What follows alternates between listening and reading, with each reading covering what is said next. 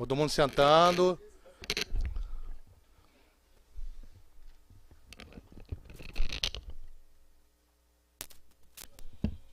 Obrigado. Tá. Boa tarde a todos. Meu nome é Monique Fonseca. Eu sou diretora de Mudanças Climáticas e Desenvolvimento Sustentável e gostaria de fazer as boas-vindas aqui da casa, já que a doutora Ana Basílio teve um compromisso e não pôde estar presente aqui conosco. Então eu presido a mesa e estou aqui, então, dando boas-vindas a todos vocês. Tenho o. Deixa eu ver aqui. É o Marcelo, o doutor Marcelo, doutor Leandro Melo Frota, doutor Sion também está aqui. Estamos aqui por conta de um pré-lançamento de um livro, Os Novos Rumos do Saneamento, tomo 2, ao qual eu participo desde o primeiro tomo, né, Marcelo?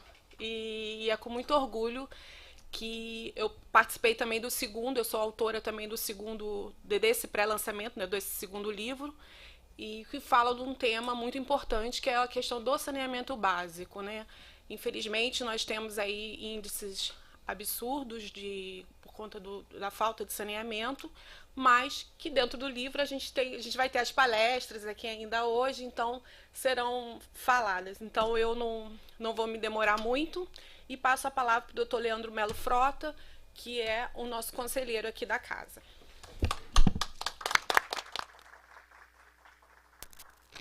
Ganhei 3 minutos. Opa, boa tarde a todos. Antes de mais nada, quero informar que a OAB ela está passando, tá, o evento nos seus canais, né, YouTube, Facebook, Instagram, tá? Agradeço aqui as palavras da diretora, saúdo meus amigos aqui, Marcelo, Sion, todos os nossos amigos aqui presentes. É sempre bem interessante. Eu costumo até dizer que é sempre impactante quando a gente consegue unir um tema importante para a sociedade, que é o saneamento. Tá? Hoje, talvez, um dos temas mais importantes é do Brasil, em matéria de questões, inclusive, ambientais e climáticas. Tá? E ter um tema desse reunindo amigos. Tá? Reunindo Sion, que dispensa aqui comentários, Marcelo, que é um grande especialista do tema, e nossos amigos aqui que contribuíram com, se eu não me engano, 64 coautores. Então, são 27 artigos com 64 coautores, uma obra de mais ou menos 700, 800 páginas. Tá? E essa obra ela veio a calhar, ainda mais a gente fazendo esse pré-lançamento aqui no Rio de Janeiro. Nós vamos ter uma COP30, tá, em novembro. Como eu disse aqui, tá, e aí eu vou falar correndo, porque acho que importantes são os nossos autores e coautores virem aqui para explanar sobre seus artigos. Mas quem acompanha a COP já há um tempo sabe que o saneamento ele vem sendo falado muito por conta, primeiro, dos desastres ambientais, né? O saneamento, como eu disse aqui, é um dos maiores problemas, se não o maior problema aqui do Brasil, tá? E por conta das questões climáticas, né? Essa aqui é a diretoria de mudanças climáticas. Se eu não me engano, foi na COP 26, eu sempre esqueço a COP, ou 26 ou 25, e no mesmo ano teve o Fórum Econômico Mundial da Retomada, então, se eu não me engano, foi 2020 ou 2021, eles foram unânimes em dizer que o saneamento, que a água e esgoto, elas são a ponta de lança para resolver os problemas de mudanças climáticas no mundo. E foram além, tá? Que para o pobre, mudança climática é falta d'água. Tá? Enquanto todos nós aqui ficamos sensibilizados, e com uma certa razão, tá? Eu costumo até falar isso, mas às vezes parece que soa de uma forma irônica, mas nós ficamos impactados com aquela foto daquele ursinho com seu filhote, com o gelo diminuindo. Mas para o pobre, tá? Quando você fala que os impactos das mudanças climáticas, o mar ele vai subir, por exemplo, ele vai invadir as cidades, ele geralmente, muitas das vezes, faz a pergunta se por acaso agora eles vão ter acesso à água, se a água vai chegar até eles, né? E o saneamento, ele realmente, eu aqui dentro dos meus 5 minutos, é uma política pública de infraestrutura, o patinho feio da infraestrutura, né?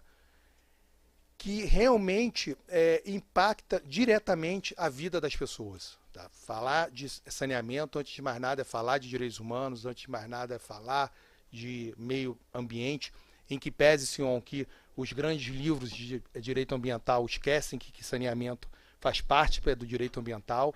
Tá? Isso a gente costuma tentar fazer essa crítica para ver se os nossos grandes autores colocam ali um capítulo, eles colocam a água, mas esquecem do esgoto, como se o esgoto fosse apartado da água, né? E nós tivemos, em que pese, tá? E aí falar correndo é muito ruim, mas em que pese que nós estamos tendo avanços no saneamento pós-marco regulatório, tá? Mas ainda temos muito o que fazer, tá? Dificilmente nós vamos conseguir universalizar até 2033, tá? E isso acaba sendo preocupante, porque o nosso país precisa urgentemente que as pessoas tenham água para beber. Tá? Isso aqui, ó, uma coisa simples, tá? Que eu não vou falar que os números são 36 milhões, porque parece que os 36 milhões pararam no tempo, né? A gente diz que atualizou, mas não atualiza os números.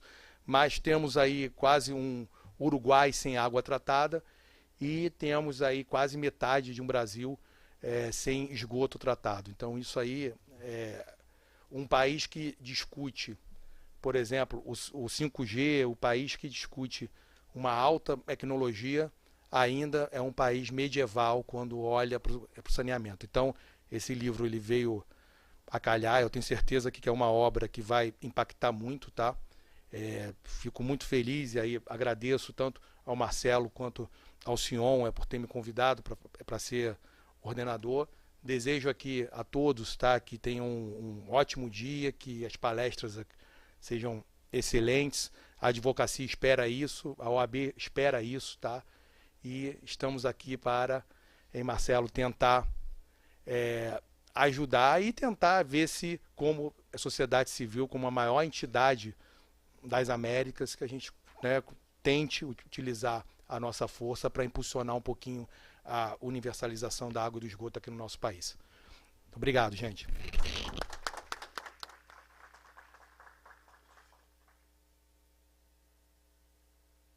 Passarei agora a palavra para o doutor Alexandre Sion. Obrigado. Estão me ouvindo? Saúde. Vou começar fazendo uma reclamação, porque os meus amigos aqui vieram de gravata, não me falaram nada. Vieram bonitinhos, arrumados, de gravata, e ninguém me falou, né? Você tudo bem, Monique, mas tá bom. Mas obrigado por nos receber. Muito obrigado, Leandro, Monique. Prazer enorme sempre estar aqui. Obrigado ao Marcelo, obrigado ao Leandro pelo convite. Uma honra escrever com vocês, coordenar essa obra. Tem muito fôlego. Se tem uma pessoa que trabalhou muito nessa obra, é o Marcelo. Então, ele tem enorme mérito. Né? E até a gente, antes de começar, falou assim, ó, de novo com 64 autores, não. Né, Marcelo? É bacana, é legal, que bom que a gente dá oportunidade para muitas pessoas que têm muito para contribuir, tem muito para falar de um assunto tão relevante. Mas pode ser um pouco menos, né? Pode ser um pouco menos. Mas eu fiz... E quando a gente fala esse negócio de tempo, ontem a gente estava fechando a questão do tempo, né? E a gente acha 5 minutos, depois parece 10 minutos, parece que é tempo suficiente, não é, né? Dá para falar boa noite e tal. Quero dar as boas-vindas para todo mundo que está nos assistindo online, aqui os coautores, meus amigos Rafael Daut, Laís, que veio de Fortaleza, uma honra recebê-la, viu, meu querido? Ana Paula, aqui do escritório do Rio, Geni, minha irmã, todo mundo, sejam todos muito bem-vindos. Tem uma apresentação muito rápida. Como é que eu consigo passar? Obrigado. Eu passo aqui. Isso. Assim, só alguns números. Vocês conseguem ver? Tá aqui, né? Tá. Não, para mim eu sei. Obrigado, sim, consigo ver. Alguns números, só para a gente ter uma dimensão, para quem não está envolvido com o saneamento, do que a gente está falando e da importância de termos obras como essa. Então, primeiro a gente tem 35 milhões, né, o Leandro comentou, de brasileiros sem acesso à água tratada. Para a gente que está em São Paulo, Rio, Belo Horizonte, isso é surreal, né? E a gente tem que continuar dizendo isso, porque isso não é transparente para todo mundo. As pessoas acham que ela abre a torneira, sai água, elas vão lá no filtro, tem água, elas compram água e usam. E a gente tem que falar de uma realidade que não é a realidade de todo mundo, né? Especialmente do Norte e Nordeste. Nós temos mais de 90 milhões sem coleta de esgoto, apenas 51,2% do esgoto gerado é tratado. Então, isso por si só faz com que a gente tenha, devesse ter uma preocupação mais relevante. Nós temos uma desigualdade regional, porque no Sul e no Sudeste nós temos uma cobertura muito maior do que nós temos no Norte e Nordeste. Isso é um fato, isso não é só na questão do saneamento, mas o saneamento talvez ele tenha esse potencial danoso tão relevante, né, para demonstrar essas desigualdades. E nas áreas rurais e periferias as situações ainda são mais complicadas. Nós, como todo mundo sabe, o novo marco legal de saneamento tem a meta de universalizar o saneamento até 2033. Infelizmente a gente vê que esse é um sonho que ainda precisa de muito fôlego, muita energia e muito dinheiro para poder ser concretizado, ainda dentro dos objetivos, 99% com acesso à água potável e 90% com coleta e tratamento de esgoto. E obviamente requer planejamento, segurança jurídica e investimentos. São pontos que, de um modo geral, grande parte dos autores trataram, a gente também tratou e vamos falar um pouquinho isso na segunda parte, do que é importante, o que é fundamental para que esses objetivos sejam atingidos. Entre as estimativas, é da ordem de quase 900 bilhões de reais até 2033 para atender esses objetivos. E, obviamente, o privado, né, o poder público não tem essa capacidade de trazer investimentos dessa monta. Então a gente precisa criar condições para que a gente tenha investimento privado e faça com que esses objetivos sejam alcançados. E aqui, já concluindo, cada R$1 investido em saneamento gera uma economia de cerca de R$4 em saúde. Então, só para, mesmo que a gente não se importe, mesmo que a gente ache que, tudo bem, eu tenho água, não é todo mundo que precisa de água, eu tenho esgoto, não é todo mundo que precisa de esgoto, mesmo que a gente tenha essa avaliação pequena, mesquinha, do ponto de vista econômico, é um bom negócio investir em saneamento. Melhora, obviamente, os indicadores de saúde pública e meio ambiente, promove dignidade, cidadania e justiça social. Essas são minhas palavras iniciais. De novo, muito obrigado a todos que estão aqui. A gente sabe que nesse mundo pós-pandemia, cada vez a gente quer fazer mais eventos online, mas é muito bom fazer evento presencial. Eu estava falando aqui antes, só para eu concluir, 5 minutos para mim são difíceis mesmo, mas rapidamente, falando que quem me conhece sabe que eu dou aula há muitos anos em muitos lugares, mas se tem uma coisa que eu passei a fazer eu acabei com as minhas aulas online, eu coordeno especializações que tem aula online, mas eu só vou quando tem os encontros presenciais. Estava falando isso com o Daut também, antes de começar, né, Daut? Mas vou nos encontros presenciais porque eu gosto dessa interação, da gente se encontrar, olhar olho no olho, abraçar, cumprimentar, para que a gente permita essa humanidade que faz toda a diferença, né? Muito obrigado a todos.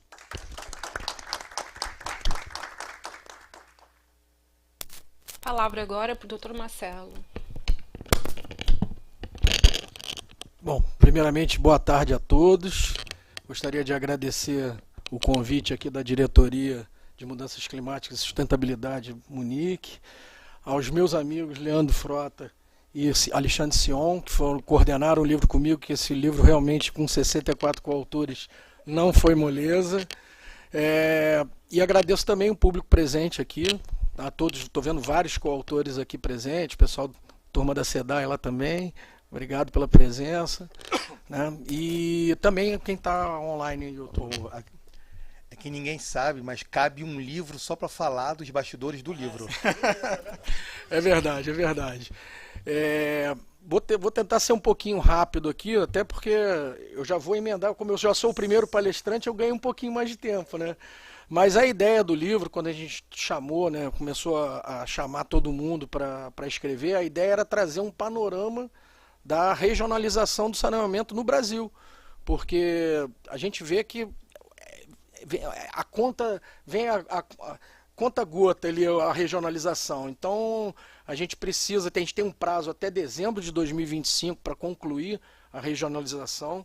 Então eu trouxe ali aqui rapidamente na abertura um mapa de como está essa regionalização no Brasil. Vocês podem perceber aí que o que está em azul escuro são a modelagem de regionalização prevista na Constituição, que são as regiões metropolitanas, as micro-regiões e os aglomerados urbanos. Então você já vai ver mais ou menos no norte e nordeste aí, você teve muita questão da micro-região que foi instituída. Quando você passa ali para o centro-sul, você vê que a modelagem escolhida foram as unidades regionais. Não me cabe o tempo aqui para poder explicar a diferença de cada uma delas, mas só para rapidamente as regiões metropolitanas são instituídas através de lei complementar e é de cunho obrigatório para os municípios limítrofes, né?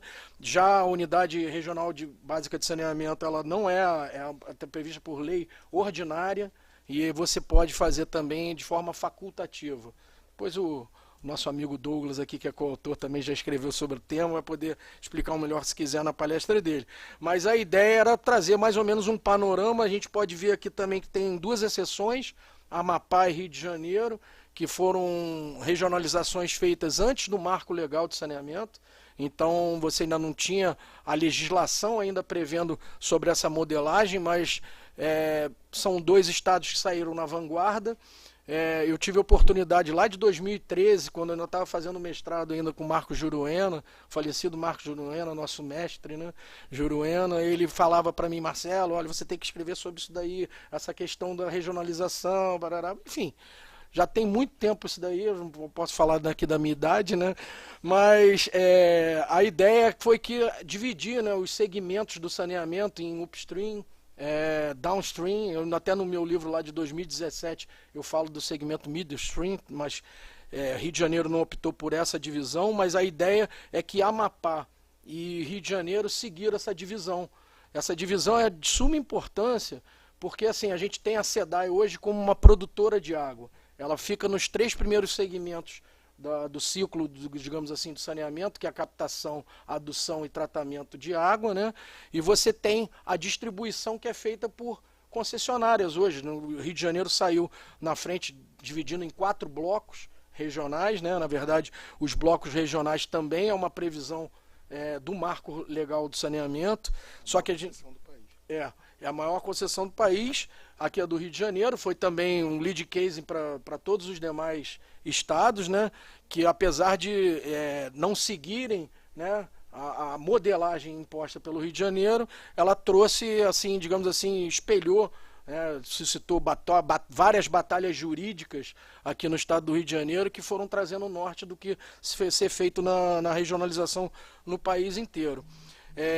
Mas eu quero trazer só um dado aqui impressionante, que é assim, o bloco regional, ele é imposto pelo governo federal, né? E a gente só tem um bloco regional, que é em Minas Gerais, no Vale do Jequitinhonha, que o governo federal em 2022 estabeleceu um bloco regional de saneamento lá. Então, trazer um panorama geral aqui rapidinho nessa abertura, né, para mostrar como é que ficou o saneamento. Alguém pode só mudar o slide aí? Aqui a gente tem uma divisão que a gente vai ver ali, olha, 70 modelagens foram feitas, de 118, 70 modelagens foram feitas nessa modelagem, né, de região metropolitana, microrregião e aglomerados urbanos. Uma ainda está em tramitação, né, então, salvo engano aqui, é a de Minas Gerais, né, então, bloco de referência, como eu já falei, veio um só bloco de referência, que foi do Vale de Jequitinhonha, em Minas Gerais. A gente tem 5 exceções aqui, que na verdade são 4 blocos regionais do Rio de Janeiro, né, na divisão que foi feita uma concessão, na verdade, que foi feita aqui no estado do Rio de Janeiro, e no Amapá também. E a gente ainda tem 41 unidades regionais de saneamento básico, que ela pode ser feita com municípios até não limítrofes, né? Então você tem essa possibilidade de instituir a unidade regional, mas dessas 41, 20 já estão implementadas e 21 não. Então é só para trazer esse panorama geral na abertura aqui e mostrar para vocês como é que está. A gente só vai ter uma definição dessa regionalização em dezembro de 2025, que é o prazo que consta na lei, então que foi até prorrogado, né? Então a gente até o final desse ano a gente provavelmente vai ter um panorama completo para ver aí então quais são as modelagens que estão, porque ainda está em nível de implementação ainda, algumas precisam fazer as autarquias interfederativas ainda, os municípios precisam aderir às microrregiões, ainda tem muita coisa ainda incipiente e que, como colocou o Leandro aqui, dificilmente a gente vai conseguir atingir a universalização do saneamento para o Brasil inteiro até 2033, porque a gente ainda está em implantação ainda. Então, vamos tentar correr com o tempo aí para falar os governantes aí de todos os estados correrem com as políticas públicas para a gente poder implementar. Então, quis trazer só esse panorama rápido na abertura e vamos às palestras. Obrigado a todos. Olha, eu tenho uma reclamação aqui a fazer. O senhor falou aqui da gravata, mas vocês fizeram a apresentação na abertura e ninguém me avisou. Eu não trouxe nada, eu só cheguei aqui e falei, ponto final. Um põe um slide, o outro põe um slide, eu aqui Quem sabe olhando, faz ao vivo, né? Você não precisa de slides, aqui é para ajudar a gente. Vamos desfazer a mesa e chamar os palestrantes. Você vai palestrar agora. Vou. Aí traga os palestrantes. Então, quer fazer uma foto? Não, quer fazer a foto? Não sei cadê o... Quem vai fazer a foto? Eu vou encerrar agora essa primeira mesa aqui, a nossa mesa de abertura. Vamos tirar as fotos e daqui a pouco chamaremos os palestrantes. Um minuto, né? Oi? Aqui é um minutinho. Aqui é um minuto. Literalmente um minuto. Aqui tem, eu acho que os certificados ali também, eu preciso assinar. Você tem? Certificado? Já? Aqui você já está no calor. Se quiser, pode tirar aqui. Pede pra alguém tirar. Mariana. Acho que o Bruno não... Pode? Acho que o Bruno não... O Bruno não tá aí, né? A gente já desfaz a mesa, enquanto as meninas estão botando ali, eu acho que os nomes também, né? Os nomes já estão Vai sair pra mesa? Menos o Marcelo, menos o Marcelo e o Som. Você, né? Que você vai assinar Eu hoje. fico aqui que eu... Você pode ir que só eu isso. assumo aqui. Melhor a gente pegar as cadeiras. fica aqui nas cadeiras e pronto, aí bate uma foto. Pronto. Não, vamos em pé. Em pé, então tá bom. Não faz barrigão, né?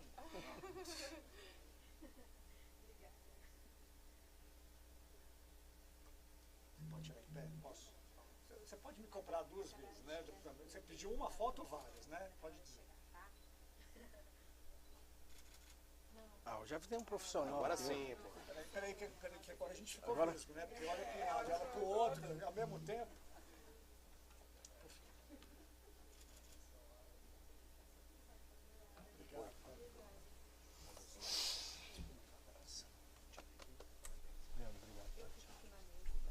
Aí eu fico com vocês aqui, Leandro, vai lá que eu vou... Vai mudar aqui? O do Leandro vai sair, eu não sei quem vai sentar aqui do meu lado. Tchau, gente. Fica, Marcelo fica. Tá? Eu só preciso... Passa pra cá, pronto. Talvez que só demorou um pouquinho que tá demorando, tá? Obrigada.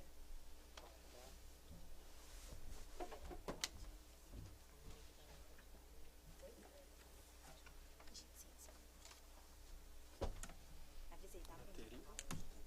Nada.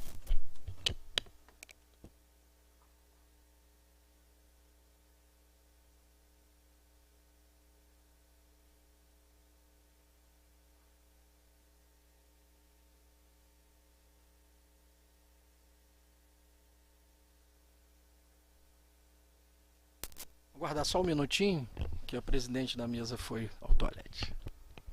Tá grávida.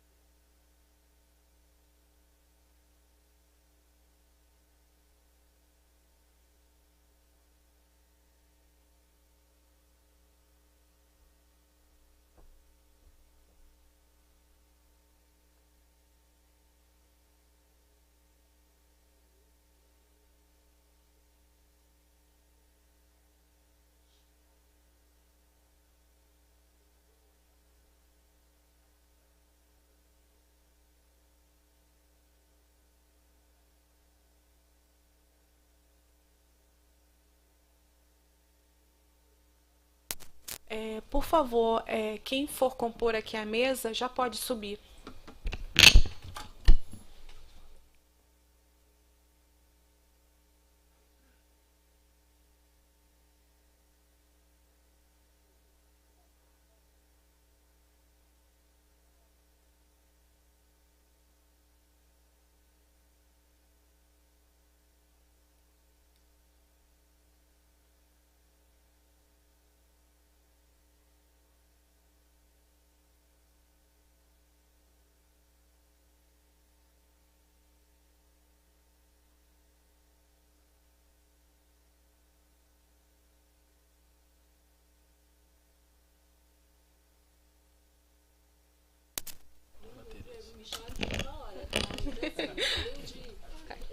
Sem problemas. Sem problema. Começaremos agora a nossa mesa. Cada um tem 10 minutos, tá? Por favor, vamos só seguir a regra. Eu sei que o tema é muito importante, nós temos, né, muito o que falar, mas vamos nos limitar aos 10 minutos para que a gente possa depois, lá fora, conversarmos, enfim. Então, vamos só ter cuidado com a nossa questão de tempo. Doutor Marcelo vai falar agora e a palavra é sua. Tá bom, obrigado. Acabou que eu me dei bem, né, Alexandre? Já vou falar mais 10 minutos, mas vamos lá. Quando é que muda aqui a apresentação? Só para... Vai colocar? Tá. Aham. Tá.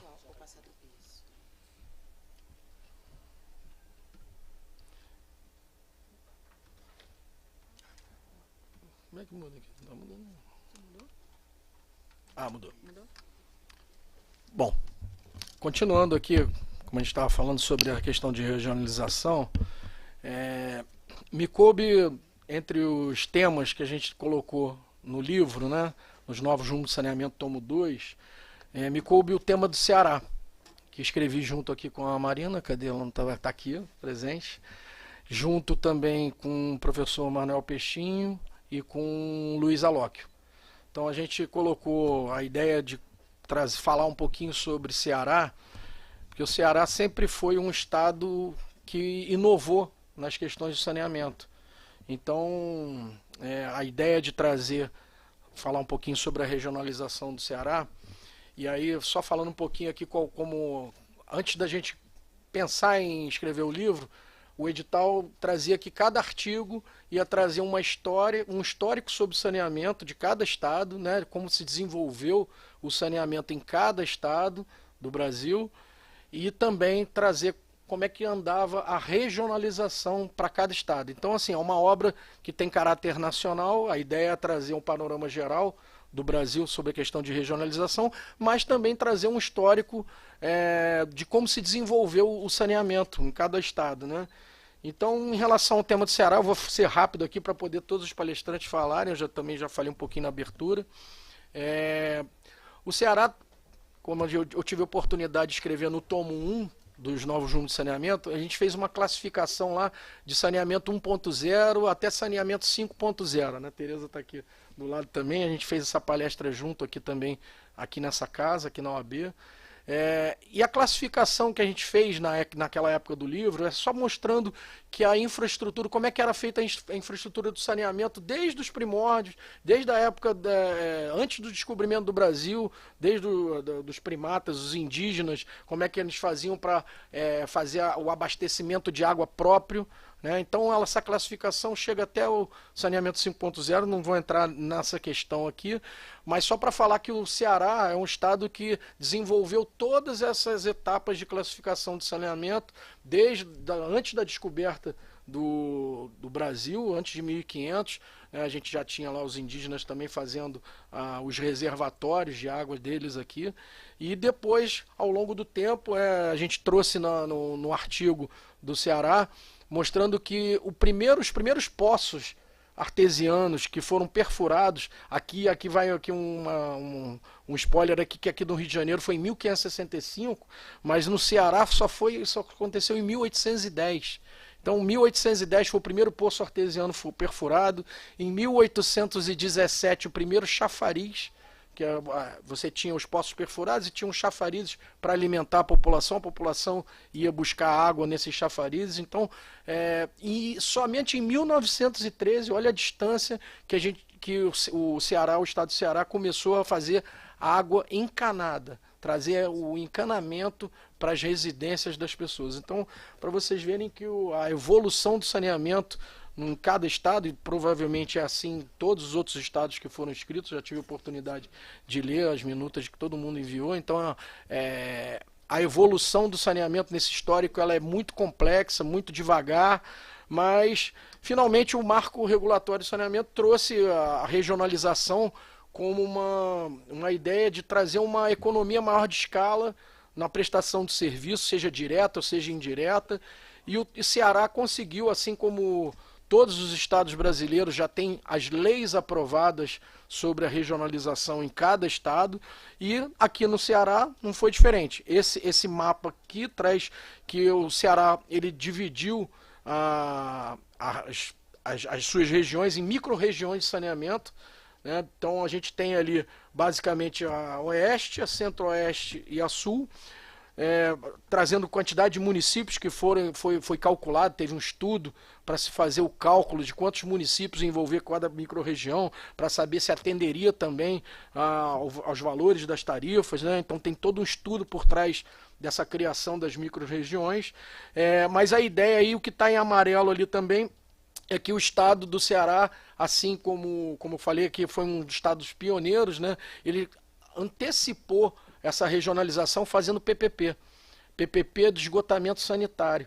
Então, antes mesmo do marco regulatório, eles já tinham feito essa PPP, onde a Águas de Fortaleza ficou responsável por fazer toda a parte do esgotamento sanitário, e vem aquela divisão que o Rio de Janeiro e o Amapá fez, em segmento upstream, segmento downstream. Então o segmento downstream, que é a questão do esgotamento sanitário, também ficou a cargo de uma empresa, porque vai fazer a PPP do esgotamento sanitário durante os próximos 35 anos. Então nessas regiões onde está no mapa em amarelo, vai ser a questão de PPP.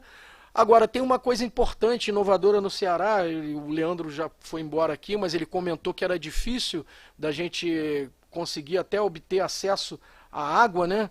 E o Ceará, desde 1996, através do Instituto CISAR, eles fizeram uma coisa muito legal, que assim, o interior dos estados, principalmente do Nordeste, você não tem encanamento chegando no interior. Então como é que fazer para chegar a água, para chegar o saneamento nesses lugares? Então o Instituto CISAR, ele foi criado em 96 para atender as comunidades do interior do Ceará, onde as empresas de saneamento sequer chegavam lá.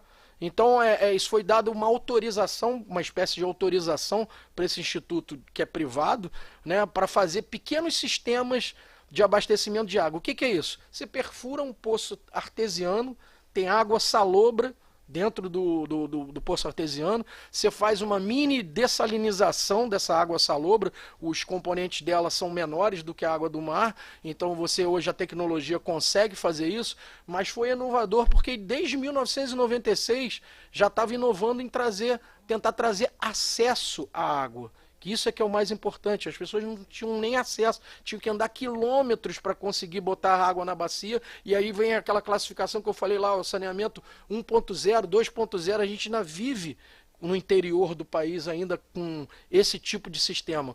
Mas é legal que o Ceará implantou isso, o governo federal em 2004 fez o programa Água Doce, em que passou para mais 10 estados brasileiros, principalmente no Nordeste, esse tipo de sistema privado de esgotamento, de abastecimento de água e esgotamento sanitário em comunidades com acima de 70 residências. Então hoje você tem um operador privado no interior, que seria o saneamento rural, digamos assim, né?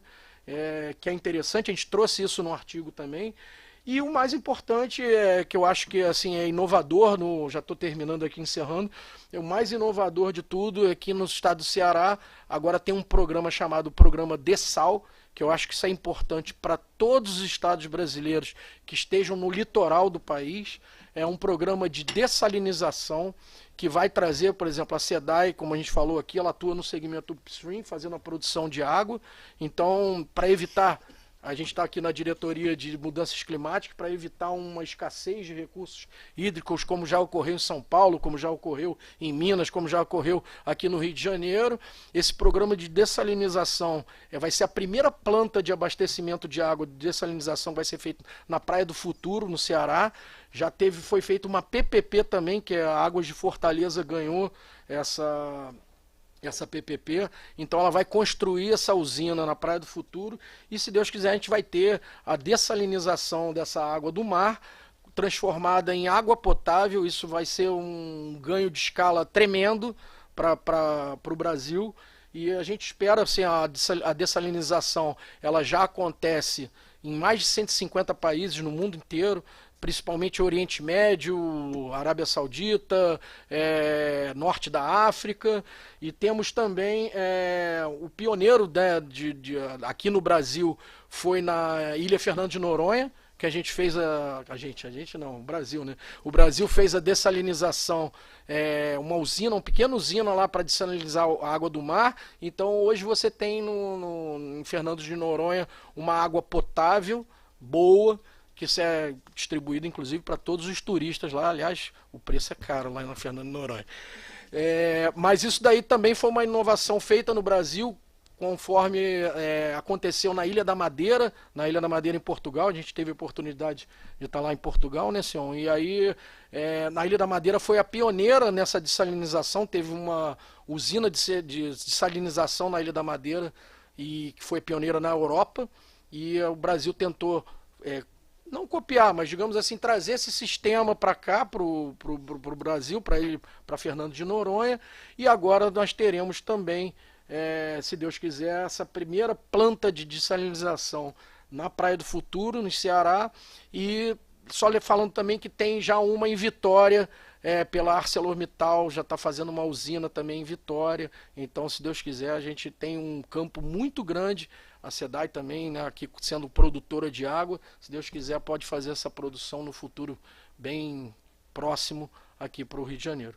Então é isso que eu quis trazer um pouquinho do que foi escrito no tema de Ceará, e eu vou passar a palavra para os próximos palestrantes falarem dos demais estados. Obrigado a todos. No protocolo, agora eu tô numa mesa que não tem só Clube do Bolinha, né? Porque até meu filho também é um menino, né? Então eu falei, não, agora ainda bem que eu tenho duas meninas aqui me ajudando. Eu vou passar a palavra então para a doutora Ana Tereza, porque é a segunda, né, mulher que está aqui também na nossa mesa. Então eu vou passar a palavra para, por favor, doutora Ana. Boa tarde. Boa tarde. Eu quero primeiro cumprimentar a mesa. Estou entre amigos, então é uma alegria muito grande estar junto de vocês de novo. Participamos no ano passado da Comissão de Saneamento, da antiga gestão aqui da casa, da OAB Rio, então é uma alegria muito grande. Estou vendo também na plateia pessoas com as quais eu trabalhei ou discuti alguma coisa. É uma alegria ver que no dia 1º de abril, dia da mentira, nós estamos falando coisas de verdade, profundas. Temos aqui o auditório com pessoas muito interessadas, comprometidas com a melhoria do saneamento no país, né? Então, não é brincadeira, né? Se teremos ou não a universalização em 2033, só saberemos quando estiver mais perto, mas, de toda forma, a gente precisa acreditar. A gente precisa, todo dia, quando a gente acordar, continuar acreditando que nós teremos universalização, sim. Queria também cumprimentar a Joseli, da Iguá, uma alegria quando eu fui chamada para escrever. Escolhi Sergipe, convidei ela e a Sheila para assinarem o artigo comigo. Então, muito obrigada, Joseli, pela parceria e que a gente possa produzir outros grandes frutos, né? Não tenho os números históricos aqui, também de cabeça, sobre... Anotei algumas coisas para falar sobre o estado de Sergipe.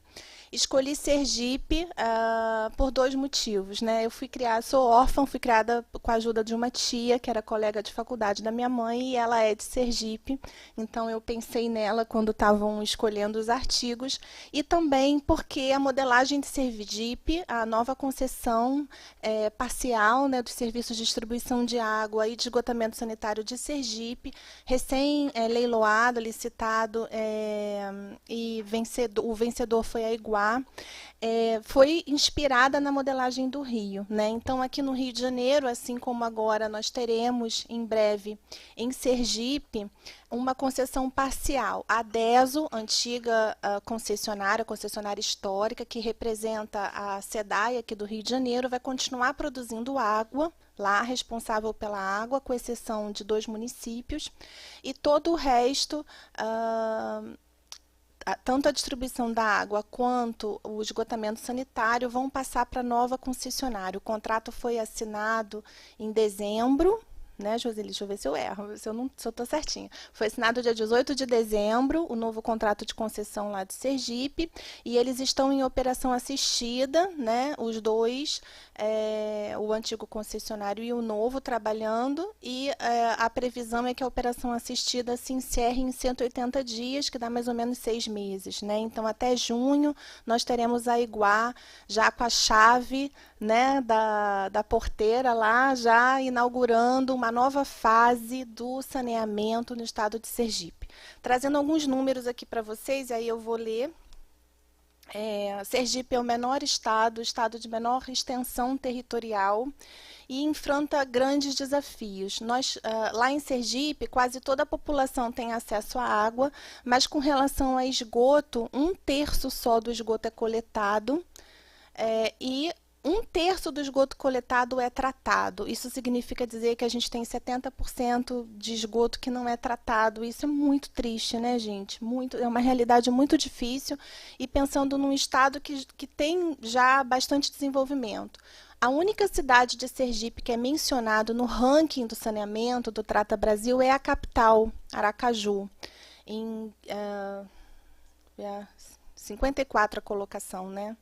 Bom, deixa eu ver se eu menciono. Uma coisa interessante que eu vejo como estudante de regulação, né, como interessada na melhoria regulatória, é a parceria entre as agências reguladoras. Recentemente, ano passado, foi assinado um acordo de cooperação entre a AGENERS, a agência reguladora aqui do Rio de Janeiro, que está se reinventando, né, que recentemente teve um concurso público, está ampliando seus quadros. Inclusive, temos participantes aqui, acho que o Vinícius está aí, né, que está na AGENERSA, foi cedido para a AGENERSA, enfim, muita gente da SEDAI também cedida. A AGENERSA está se reinventando, está se multiplicando, está crescendo, está aprendendo como é que faz, né, diante desse novo cenário. E a AGENERSA tem muito a ensinar para a AGRESE, que é a agência reguladora do estado de Sergipe. Então, eles assinaram um acordo de cooperação e eu espero que a gente possa levar os bons exemplos e o que já deu certo, explicar o que deu errado, para que eles lá também possam, de alguma forma, antecipar, né? Falando de antecipação de problemas e de soluções, em Sergipe, a universalização de água está prevista para 2031, ou seja, 2 anos antes do prazo previsto em lei, e o esgotamento sanitário em 2033. Alguns problemas que a gente já pode antecipar olhando o edital, né? Se a gente tivesse uma bola de cristal seria ótimo, mas como estudante, olhando, lendo o edital, o que a gente vê? Com relação à tarifa social, né? Sergipe tem quase 41% da população cadastrada no CadÚnico. E dentre essas pessoas, essas famílias de baixa renda, que correspondem mais ou menos... Peraí, deixa eu pegar aqui. Numa faixa do CadÚnico, que é de famílias de baixa renda, que é a primeira faixa, 12% da população. Então, é um número expressivo de pessoas que precisam de subsídio tarifário. E a previsão do edital é de 5% apenas dos usuários com tarifa social. Então, a gente vê já de largada, assim como a gente via aqui no Rio de Janeiro, uma expectativa de descasamento, uma previsão já de reequilíbrio econômico-financeiro do contrato, que vai ser inegável, que vai vir, ainda mais com a nova lei aí aprovada federal da tarifa social. Para não falar só de coisas difíceis, informações boas, né? O BNDES continua evoluindo com a modelagem dos contratos de concessão.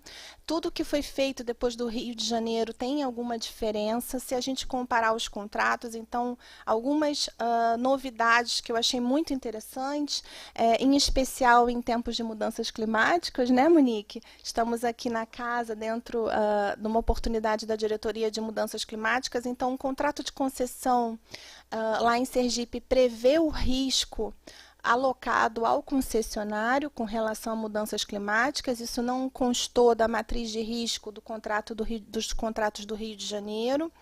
Também uma outra mudança, uma alocação de risco com relação a todos os riscos que não são asseguráveis para o poder concedente. Deixa eu só ver se eu me lembro de mais alguma coisa aqui que eu sei que eu anotei.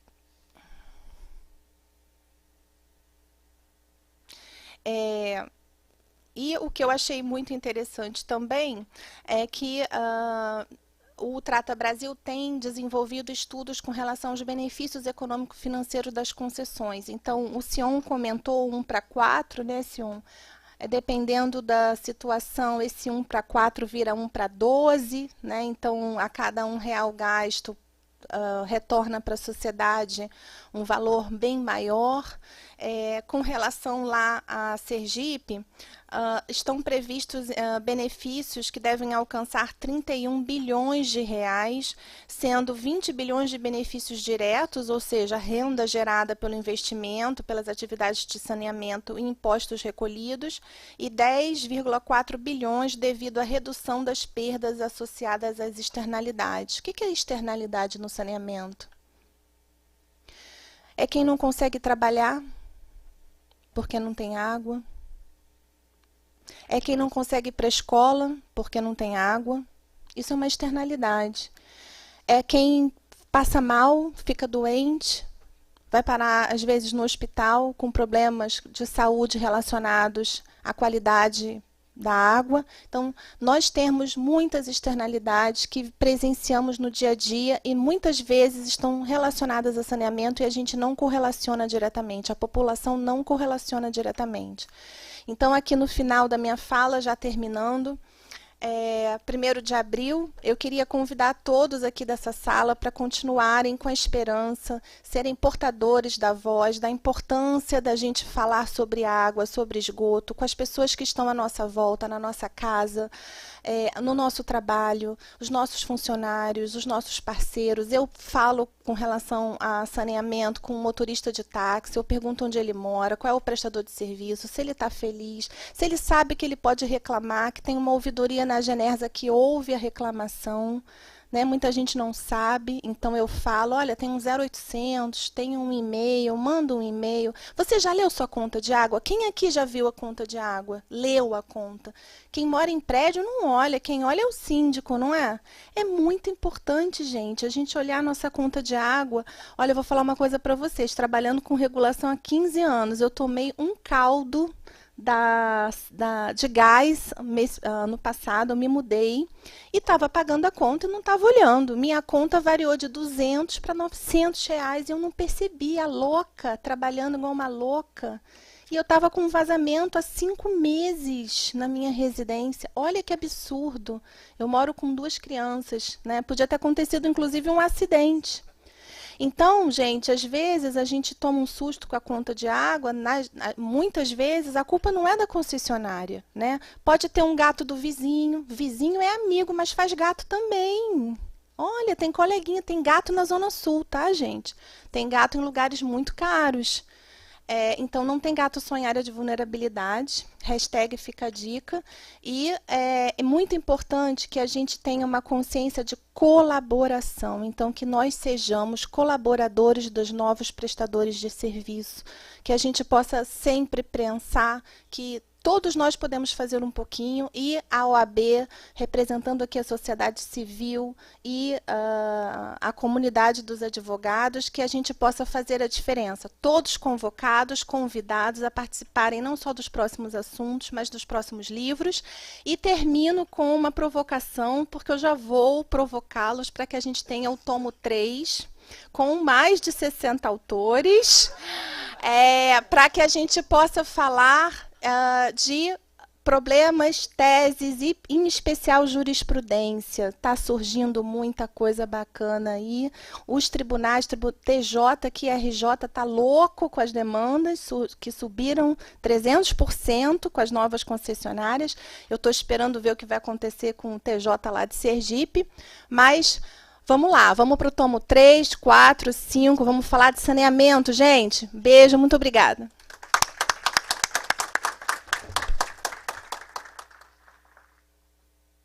Passar agora a palavra para a doutora Flávia Cioli. Por favor, doutora Flávia.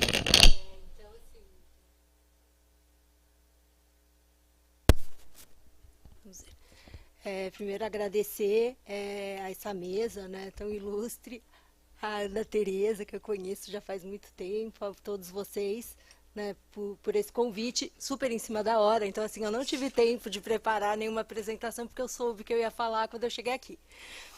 Né, mas é um prazer estar aqui na presença de todos vocês, que são vários coautores, né, e alguns eu conheço, né, que não só por questão da SEDAI, mas porque a gente acaba, esse mundinho do saneamento, todo mundo acaba se conhecendo, né? São muitos seminários, são muitos encontros, e o saneamento, obviamente, que depois desse novo marco, a gente deu um salto mesmo, né? Assim, de qualidade, né? Na busca da qualidade da prestação de serviço, né? Na busca pela universalização dos serviços em 2033. Então, assim, realmente assim, a gente está num período muito importante do saneamento, com grandes reformas que vão impactar, né, na universalização. É importante falar da reforma tributária, né, a gente está falando aí de um aumento de 28% na carga tributária das empresas. Isso vai repercutir em todos os contratos, principalmente aqui nos contratos do Rio de Janeiro também, né, e a gente tem uma outra lei que, assim, a finalidade dela é excelente, eu sou super favorável, mas que foi uma lei que, no meu entendimento, é irresponsável, que foi a lei de tarifa social, que deixou muita margem, muitas coisas abertas e foi muito pouco discutida, né, pelas pessoas do setor. Tudo isso vai impactar, vai ser reequilíbrio de contrato. Tem vários estados, né, que estão em período de modelagem, porque um contrato ele não surge do nada, né? A gente está falando do Rio de Janeiro, a concessão ocorreu em 2020, 2021, né?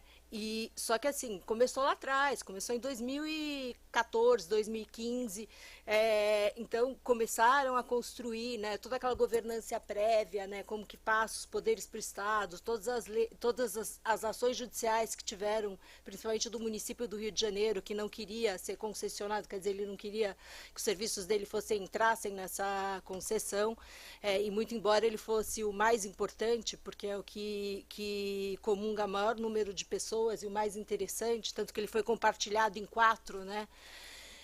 Um pedacinho para cada concessionária, porque ele era a parte mais interessante. Então, assim, a gente está falando de um momento realmente que são muitas mudanças, né? A gente está acompanhando, né? Desde o novo marco até agora, a reforma tributária, a lei de tarifa social, quer dizer, como que a gente vai conseguir endereçar todas essas questões, né, e ainda conseguir universalizar os serviços em 2033. Bom, mas eu não vim aqui para falar disso, né, eu vim falar um pouco do Rio de Janeiro.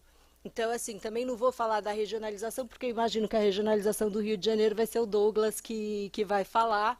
Então, eu só vou falar que não seguiu essa cartilha da nova lei. Né, ela ocorreu antes e foi uma gestão associada, né, então foram acordos de colaboração dos municípios participantes que transferiram, né, a gestão desse contrato para o Estado e a fiscalização desse contrato para a Genersa.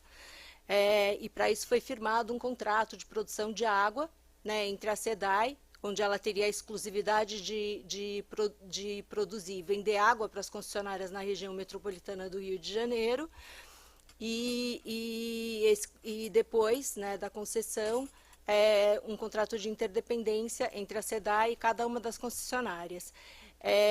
Eu falo um pouco da governança desse contrato porque ela é extremamente nova. Então, a gente está falando assim, né, de um dos estados maiores, né, em nível de população do Brasil, onde tinha uma concessionária que atendia 64 municípios, né, dos 92 do Rio de Janeiro, e com essa concessão acabou ficando com 15 e 49 tiveram serviços incluídos nesse grande contrato de concessão do Rio de Janeiro.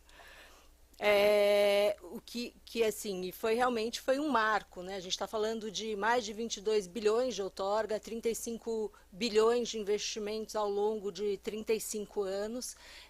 Vou falar um pouco da SEDAI. A SEDAI, assim, ela vinha há 10 anos sem conseguir investir, né? Então, assim, a gente olha ali a quantidade de investimentos que tiveram nesses últimos 10 anos, foram muito poucos, e hoje ela já investiu está investindo 5 bilhões já no próprio sistema produtor, ela vai quase dobrar a capacidade dela de produção com o Novo Guandu. Então, assim, foi extremamente importante. Eu sei que uma concessão e assim trazer concessionários privados para um serviço que antes era exercido, né, por um operador histórico como a SEDAI, e a SEDAI, assim, ela vem lá de trás, porque assim ela foi uma fusão de várias empresas, né, estadual, federal e municipal, né? Então, assim, aí surgiu a SEDAI mais ou menos em 1956. 76. E aí, então, assim, mas assim, ela vem muito e ela foi assumindo uma série de infraestruturas. E quando a gente pensa nesse contrato, essas infraestruturas, elas não foram pensadas para serem divididas em 4. Né? Então, assim, aí é que começa a importância dessa governança. Né? Então, é a intersecção, a interdependência que existe, né, entre a SEDAI e as concessionárias, né? Onde termina a responsabilidade de uma pelaquela água que está ali, né? E onde começa a das concessionárias, e também existe essa interdependência entre as próprias concessionárias. Né? Então, assim, a gente tem infraestruturas que são compartilhadas entre mais de uma concessionária. Então, passa primeiro para uma e depois vai para outra. Então, assim, como que a gente monta, né? Quem vai falar, olha, eu recebi a água na quantidade que eu queria, que você tinha que me entregar, você me entregou. Então, assim, foi criada uma governança que vai além do próprio contrato, né, uma segunda esfera de governança, que é desse próprio sistema produtor. Né? Então, a SEDAI, ela vai lá, tem os pontos de entrega, ela entrega para as concessionárias. E alguém tem que fiscalizar, que não é só a Genersa, né? Nesse caso é o IRM, que vai fiscalizar se essa quantidade de água que a SEDAI disse que está entregando, ela realmente está entregando, e as concessionárias, quando elas fazem a entrega entre concessionárias, que elas também estão respeitando aquelas quantidades, e não é só quantidade, em qualidade também. Né? Existem vários indicadores, né, que tem que ser cumpridos pela SEDAI, que essa água tem que ser uma qualidade muito boa. A SEDAI ela é responsável pelo sistema produtor da região metropolitana. Nos municípios do interior que englobam esse contrato, cada concessionária produz a própria água, tem seu sistema produtor. A gente está falando do Guandu, que é o maior sistema produtor do mundo, né, contínuo, né, dessa modalidade. Então, são muitos desafios, né? E, para isso, você precisa de uma regulação extremamente potente.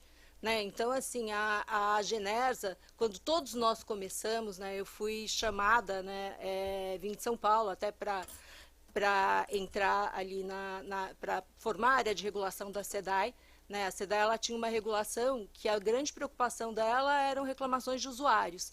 Né? E agora a gente tem ali uma série de questões envolvendo já, né, concessionárias, IRM, então a gente tem conselhos, né, a gente tem instâncias, né, onde tentam dirimir entre as próprias concessionárias, a agência e o próprio IRM, né, e aquilo que a gente não consegue solucionar assim amigavelmente, tem a própria agência, esse contrato está previsto a arbitragem, então assim, você tem várias formas de tentar solucionar estes conflitos. E o que eu falo, né, um contrato, ele já nasce imperfeito, né? Então, assim, a gente imagina que o próximo seja melhor e que já aprenda com esse. Então, assim, esse contrato é um laboratório de experiências. Tiveram erros, claro, sempre tem, todos eles. Mas, assim, realmente, assim, ter conseguido, o Estado do Rio de Janeiro ter conseguido colocar esse contrato e ter assinado esse contrato, realmente, eu acho que é o maior feito que existe. Né? Eu sou fã desse contrato, com todos os erros, né? Existem vários, né, que a gente já foi identificando, mas é muito fácil você identificar uma coisa depois que está pronto. Né? Então, a gente tem ali a teoria econômica, né, do contrato imperfeito. Né? Eu acho que ele é importante por dois aspectos. Se ele é imperfeito, eu preciso de uma regulação muito forte e de uma governança muito bem prevista, e existe. Né? Essa governança, conforme ela foi desenhada no contrato, ela é extremamente importante, mas eu dependo de um IRM, eu dependo de macromedidor que instalem o mais rápido possível esse CCO, que vai ser o CCO mais moderno, né, do mundo, né, que eles estão fazendo para saber exatamente isso que eu falei, né, quem vai regular as quantidades de água, a qualidade de água, né, a gente vai ter um sistema todo monitorado. Então, assim, isso é extremamente importante, e a Genersa é o coração desse contrato. Né? Se você não tiver uma regulação forte, né, vai ter grandes problemas. Né? Então, assim, a regulação hoje, eu acho que assim, ela realmente tem que ser efetiva. Né? E aí surgem todas aquelas questões que não são só as interferências do próprio contrato, né? São interferências externas, né? Fatos do príncipe que a gente está falando aqui, que vão impactar diretamente no contrato. Então, assim, a reforma tributária vai impactar. Né? Embora saneamento seja saúde, nós todos tenhamos nos empenhado ao máximo de conseguir essa alteração, né? Na lei complementar não conseguimos, né, que fosse equiparado à saúde. Então, assim, hoje realmente as empresas vão passar de pagar 9,46% para pagar 28%. E isso quem vai pagar é o consumidor. Né? Eles calcularam um aumento, né, de carga tributária das associações, né, os estudos de 18%, assim, vai ser muito maior. Né? Eu posso afirmar para vocês que vai ser superior a 20%, isso é a minha opinião, entendeu? Assim, Até porque a reforma tributária é quem vai impactar em quem, né? Eu tenho que saber quem são os meus fornecedores e etc. Então, assim, e a lei de tarifa social impacta em todo mundo. Então, assim, no Nordeste, você fala de 15 metros cúbicos, né, de água por família. Eu não tenho um sistema produtor capaz de fazer frente a esses 15 metros cúbicos. Né? Por isso que no Nordeste tem, né, como quantidade mínima, né, de fornecimento entre 5 e 10 metros cúbicos de água. Então, ela supera isso. Então, quando eu falo que ela foi responsável, não teve um estudo, né, nem regional, porque assim, o saneamento, ao contrário da energia, o subsídio cruzado é local. Né? Então, assim, na verdade, as tarifas que vão ficar mais caras vão ser as tarifas nas regiões mais pobres. Né? Então, quem que vai pagar isso? Né? Você vai conseguir que outras categorias, né, consigam suportar essa tarifa social? Eu acho que não. Então, assim, a gente precisa desse fundo, né, que é citado na lei, quer dizer, precisa ter uma forma de financiamento dessa questão realmente, porque, assim, você acaba trazendo ali um ônus muito grande sem uma solução. Né, inclusive para os próprios estados, né, que falam, meu sistema produtor, eu vou ter que ir lá entregar 15 metros cúbicos por família e eu não tenho capacidade produtiva de água para fazer essa entrega. Então, assim, saneamento realmente são muitas questões. Assim. Acho que é isso um pouco, assim, quis dar um panorama mais geral.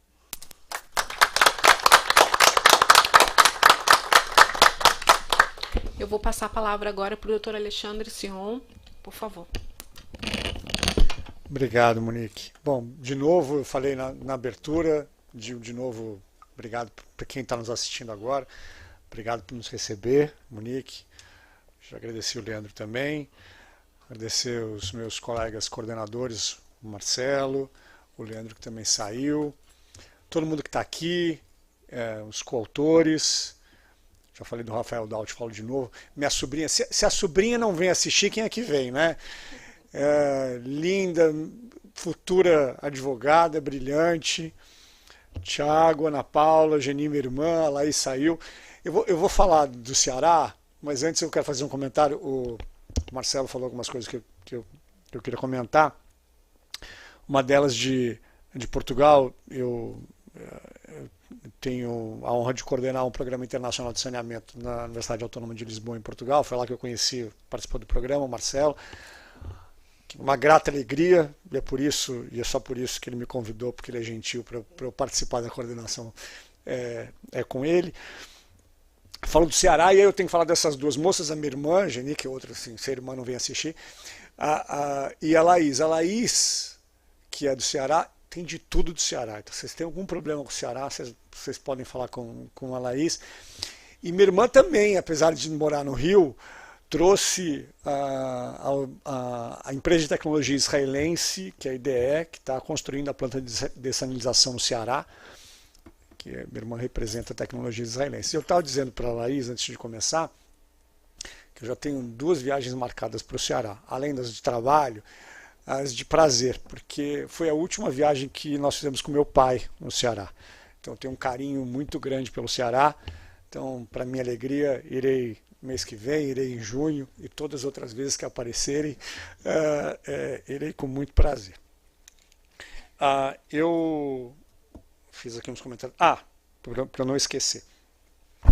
Quando a gente pensou no tempo, né, e o comentário é relevante, é porque a ideia é dar pinceladas sobre os artigos. Porque nesse mundo que a gente vive das coisas rápidas, que a gente quer tudo informação muito rápida, a gente quer podcast, a gente quer gravação, mas a gente tem que ler também. Então, assim, não é para vocês dispensarem a leitura do livro, que a gente não ganha nada com o livro, não é isso, mas se a gente pode dar alguma contribuição, é importante que a gente continue escrevendo, que a gente continue lendo, que essas gerações que venham não percam esse hábito tão fundamental, né, que esse mundo da tecnologia de hoje acaba nos afastando muitas vezes. Bom, eu tenho um controle de passar? Obrigado. Obrigado. Bom, estou com uma apresentação, está todo mundo assistindo, né? Tá bom, obrigado. Fala rápido, eu escrevi esse artigo com o Guilherme e a Isadora, são dois colegas do escritório. E o objetivo, como o Marcelo já falou, é que cada artigo tratasse de um estado da federação. Me coube falar, ou nos coube falar sobre Minas Gerais, tentando trazer um panorama histórico de como Minas Gerais tratou o saneamento ao longo do século XX, como essas mudanças políticas e urbanísticas afetaram o saneamento ao longo desse tempo.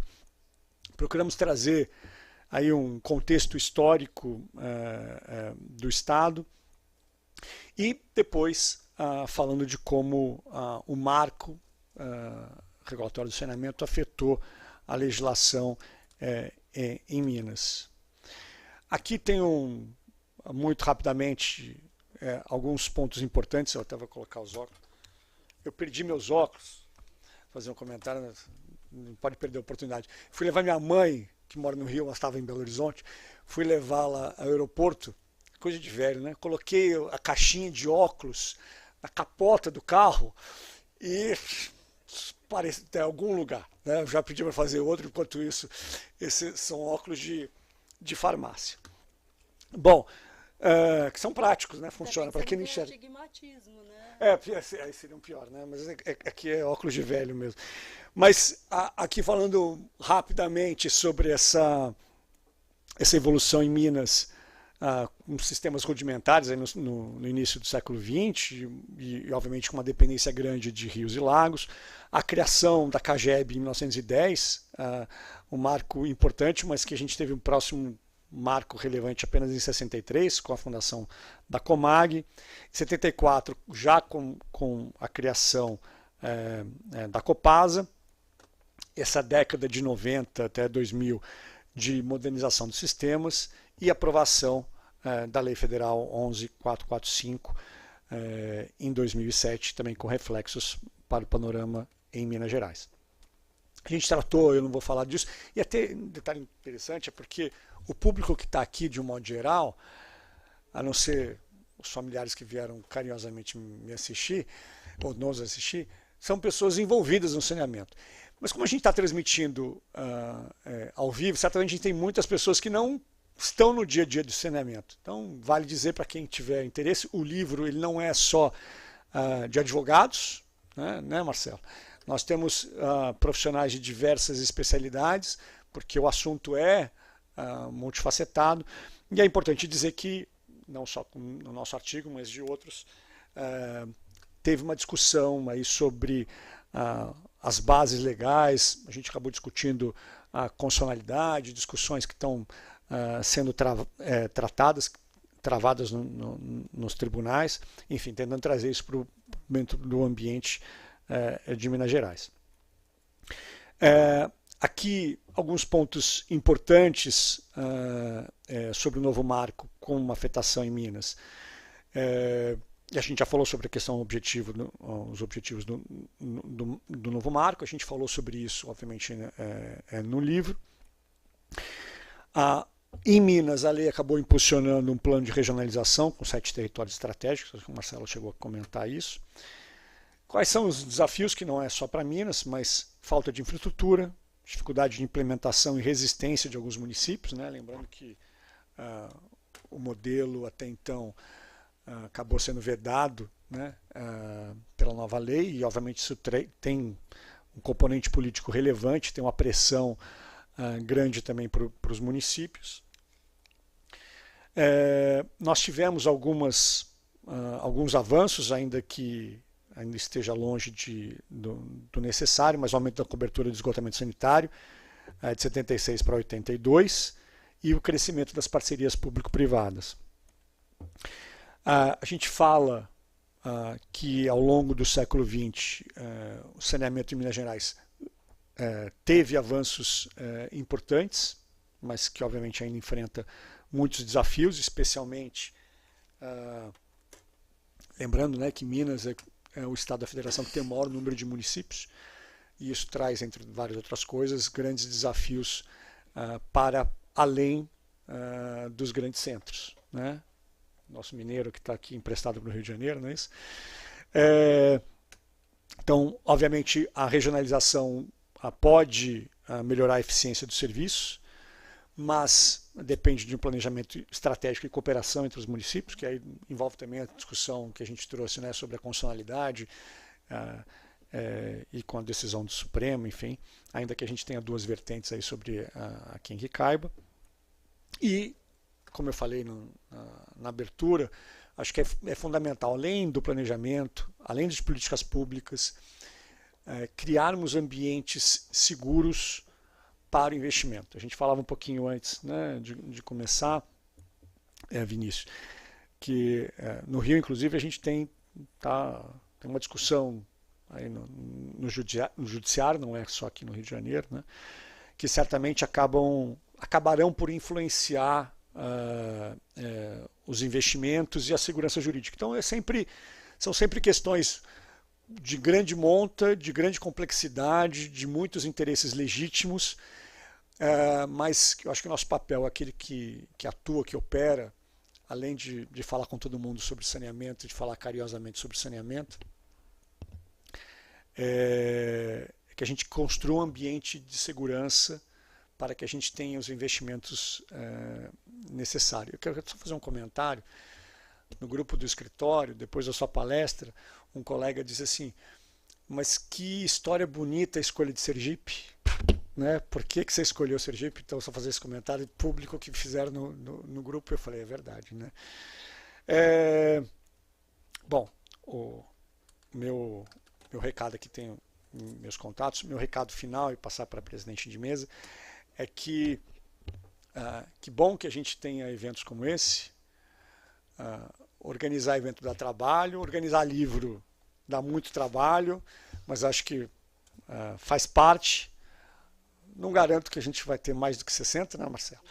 Mas que a gente tenha oportunidade para quem atua e para quem quer participar e que tenha para contribuir, que possa contribuir, que quanto mais a gente discute assuntos relevantes, mais a gente gera e traz holofote para aqueles assuntos que a gente precisa ter atenção. Então, muito obrigado a todos pela atenção.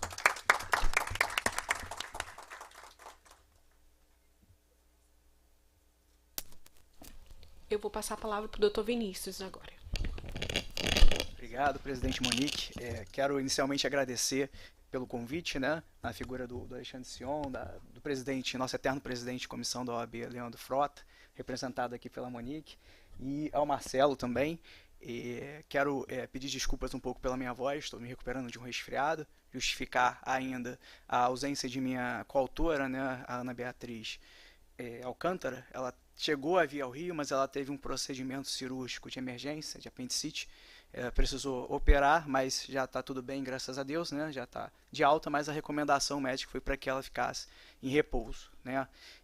Quero parabenizar também os demais coautores, né? Acho que é uma obra que nasce bem sucedida, porque ela é constituída, a minha seção, né, por operadores do sistema, né? Pessoas que trabalham no regulador, no administrativo, nas concessionárias, e isso traz um olhar crítico, né, pro objeto.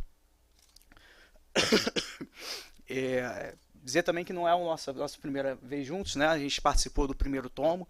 Eu tive a oportunidade de escrever em coautoria com Douglas Estevam, né, sobre o planejamento estratégico no âmbito do saneamento básico, ele que vai encerrar os trabalhos aí, uma missão que não poderia estar em melhores mãos, né, que o Douglas é talvez um dos grandes oradores aí da minha geração.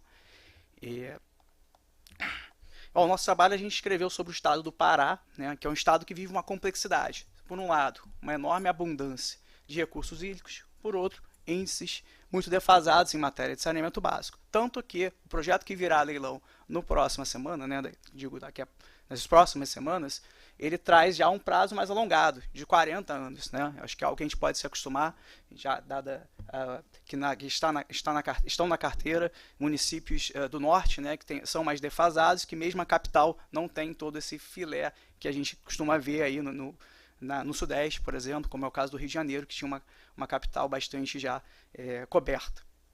Então, a gente fez um trabalho que seguiu a diretriz editorial no sentido de criar um capítulo histórico, e aí a gente percebeu que Pará segue uma lógica muito semelhante aos demais estados.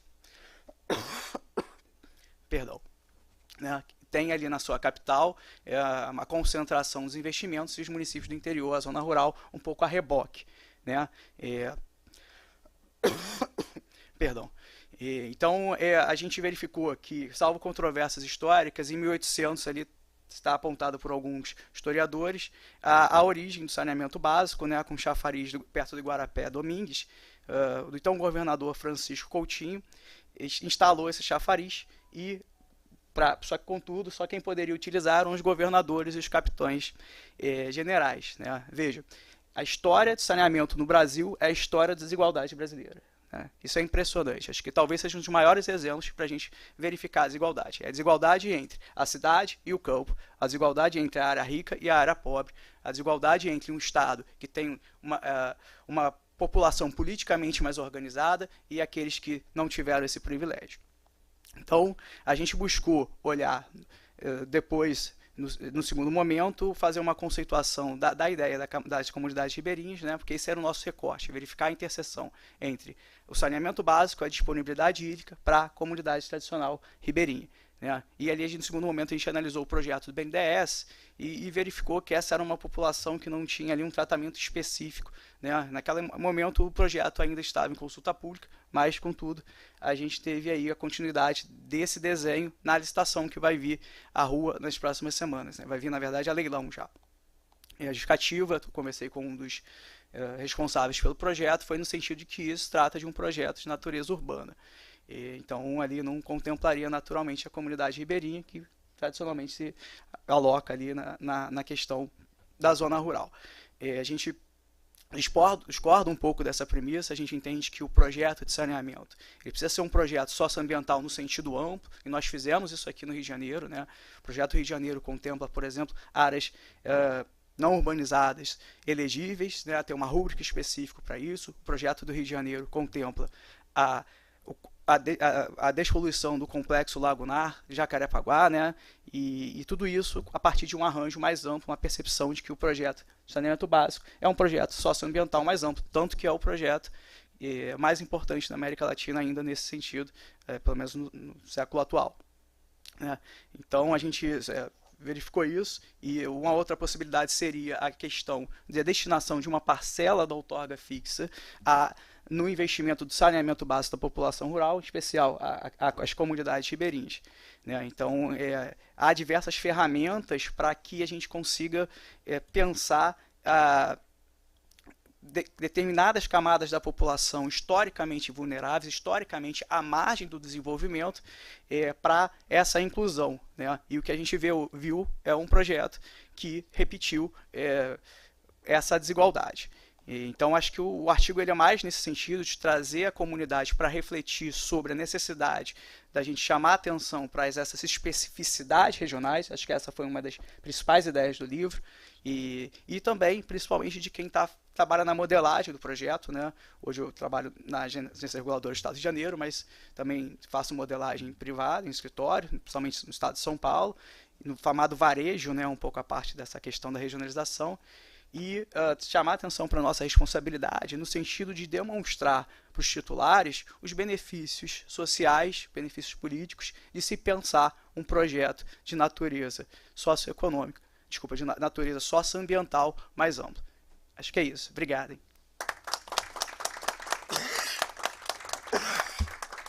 Obrigado. Eu vou passar a palavra agora para o Dr. Douglas e ele fará o nosso fechamento. Por favor, Douglas.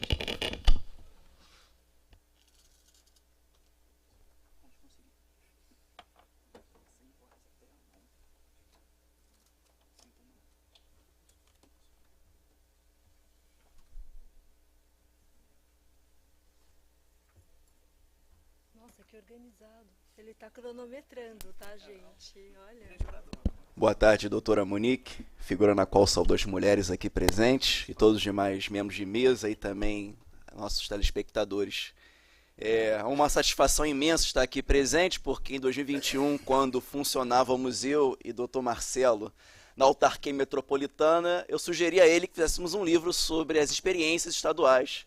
E em 2025, portanto, temos aqui a corporificação desse sonho agora concretizado. Permita apresentar alguns aqui, já que alguns rostos me são pouco familiares. Eu me chamo Douglas Estevão, sou subprocurador consultivo do Conselho de Engenharia e Agronomia do Rio de Janeiro, sou professor dos programas de pós-graduação da PGE, da PGM de Defensoria Pública, e sempre quando eu dou aula, doutor Sion, falo o seguinte: neste exato momento, existe um brasileiro defecando na rua. E esse é o cenário que nós temos que nos deparar enquanto juristas e pensar soluções políticas e jurídicas para poder alcançar soluções e metas em tempo suficiente para poder a dignidade humana ser alcançada em nosso país. Tive o imenso prazer de escrever o artigo com a doutora Flávia Accioli e também com o doutor Daniel Kowarski e, por fim, com o doutor Sérgio Ricardo de Sá Júnior, retratando o cenário atual da concessão fluminense aqui no Rio de Janeiro. É uma coisa interessante de abarcar esse assunto, né? Porque eu sempre fui muito dentro dele acometido, né? Eu assessorei a autarquia metropolitana durante a concessão, inclusive hoje posso falar isso aqui abertamente, mas na véspera do leilão houve um decreto da LERJ que impediu o leilão de acontecer. O lado de segurança que foi impetrado no mesmo dia fui eu que redigi, assim como também a DPF que impugnou os decretos do presidente Lula, fui eu que redigi. Mas, obviamente, eu não gosto de assinar as petições porque eu prefiro manter nos bastidores quanto um cientista e pesquisador apenas, embora tenha ali justamente a minha caneta e minha autoria. E eu venho aqui hoje, nessa palestra, para falar sobre um assunto que me parece ainda muito inovador e recente no nosso país, que são as regiões metropolitanas. O doutor Marcelo trouxe en passant esse assunto, que a nossa Constituição, no artigo 25, parágrafo 3º, diz que os estados podem instituir unidades territoriais urbanas para planejar serviços públicos de interesse comum. Acontece que esse tema, embora esteja na Constituição, é nem um pouco jurídico, né? No século XIX, um alemão chamado von Thunen escreveu um livro chamado A Teoria do Estado Isolado, em que ele reconheceu que nas cidades alemãs havia certo padrão de exposição do mercado consumidor em relação ao plantio da cevada, do trigo, do gado. E daí ele percebeu que as cidades, no mundo inteiro, estavam dispostas conforme um certo critério econômico. Isto é, o preço da terra e também o custo de transporte da mercadoria em relação ao centro urbano. No século seguinte, um outro alemão chamado Walter Kristalla escreveu um livro chamado Ciência Regional, no qual ele percebeu que as cidades alemãs, ao todo, estavam dispostas em um retículo de cidades, em que cidades maiores e menores tinham entre si uma certa relação de interdependência. E isso, portanto, caracteriza o fenômeno metropolitano. É a conurbação de cidades pequenas que são dependentes das cidades maiores. Por exemplo, se eu sofrer um AVC na cidade de Tabatinga, é mais fácil encontrar um neurologista lá ou aqui em Niterói. Ou seja, as cidades maiores conseguem, pela sua grande população, oferecer bens e serviços em maior quantidade e qualidade. Logo, os interioranos buscam a capital para poder ter acesso a tais serviços. E isso gera um fluxo populacional chamado região de influência. A nossa Constituição, seguindo a tradição constitucional desde o ano de 1937, trouxe, mais uma vez, esse fenômeno jurídico, mas sem muito sobre ele falar. Quando eu tinha 1 ano de idade, em 97, o STF foi instado a julgar uma ação constitucional, a ADI 1842, porque o Rio de Janeiro havia criado uma RMRJ e, portanto, a princípio estava roubando competências municipais. Só em 2013 o STF julgou a ação e reconheceu que, embora a região metropolitana não seja um ente federativo, ele é necessário porque o nosso federalismo brasileiro possui uma jabuticaba chamada município. Então, como é que nós podemos administrar grandes cidades que não respeitam os limites municipais? Por essa razão, quando nós deparamos com serviços públicos que transcendem o limite municipal, a competência municipal, que é interesse local, deixa de ser municipal e passa a ser metropolitana. E nesses casos específicos, portanto, a competência deve ser exercida em conjunto por todos os municípios afetados. Ou seja, nós temos hoje, no século XXI, um novo fenômeno jurídico, até então nunca percebido por ninguém no Brasil, e agora está dando as caras com o novo marco legal do saneamento básico. E o problema é que a Constituição Federal, como é muito lacônica sobre essa matéria, não nos dá diretrizes suficientes para podermos encontrarmos projetos e estruturas com segurança jurídica. Um exemplo que eu trago aqui em sala de aula, né, nas palestras, é que a doutora Luciana Merson escreveu sobre o Espírito Santo. Né? No Espírito Santo existe uma microrregião que engloba todo o Estado. E a pergunta é, isso é constitucional? A ausência de resposta a essa pergunta causa um incômodo a mim, porque a Constituição Federal não dá nenhum tipo de baliza se isso pode ou não pode ser feito. E hoje em dia, por exemplo, né, os problemas jurídicos são ainda piores. Foi citado aqui na palestra sobre a Lei de Tarifa Social. No Saneamento Rio, que houve recentemente, eu expus ao representante da ANA. Eu perguntei assim, o doutor não compreende que essa lei é inconstitucional, não? Afinal de contas, cabe ao titular do serviço público regular a política tarifária. Então, poderia a União criar uma lei sobre tarifa tarifária, sobre tarifa social? Pessoas não gostaram muito da minha pergunta, né, doutor Vinícius? Mas tive que expô-la, afinal de contas, parece uma interferência indevida da União nos titulares de serviço público. Outro exemplo, a arbitragem. Hoje pululam no Brasil inteiro arbitragens sobre saneamento básico. O nosso presidente da UTRJ hoje em dia está com uma ação nas suas mãos para julgar se ele pode ou não passar por cima de uma sentença arbitral. E isso, obviamente, a depender da decisão, pode causar problemas econômicos imensos ao nosso país. Então vejam como que saneamento básico é saúde e também economia. E por fim, governança, algo que muito debatiu a doutora Flávia durante o nosso artigo. Né? Nós criamos diversas micro-regiões, regiões metropolitanas, mas ninguém pensou como seria a sua governança. E hoje nós estamos lidando com problemas no Brasil inteiro porque não sabemos como governar nossas metrópoles. Então, minha única preocupação aqui seria trazer tais problemas, identificá-los com alguns diagnósticos e mostrar como que esse assunto estará em pauta até quando eu morrer, infelizmente. Muito obrigado a todos, é um prazer estar aqui, fiquem todos com Deus.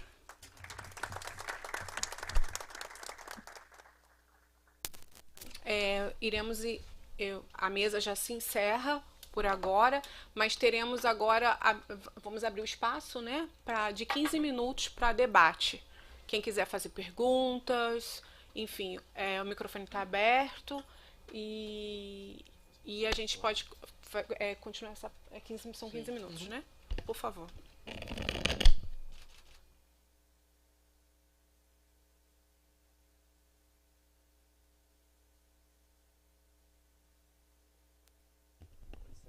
Bom, Rafael Daut, queria comentar a fala da Flávia Scioli, que foi muito boa. Flávia, eu sou procurador do Estado também, além de advogado, e eu trabalhei nessa modelagem, nesse contrato de concessão da SEDAI, inclusive na época da desestatização, era diretor jurídico da SEDAI. Eu só queria dizer o seguinte, é muito difícil trabalhar com contrato, ainda mais com contrato de saneamento, depois de tantos anos, com uma lei nova, que veio, se eu não me engano, o Rio foi o segundo estado, né, a fazer a desestatização, acho que o primeiro foi o Ceará, se eu não me engano, e assim, montou-se um time de juristas de altíssimo gabarito, não no meu caso, mas o Flávio Amaral Garcia, André Cirino, José Vicente Mendonça, Alexandre Santos de Aragão, assim, os grandes juristas da Casa do Direito Administrativo participaram, né? E mesmo assim, obviamente, a gente não consegue contornar todos os problemas, inclusive antecipar todos os problemas que podem surgir do contrato.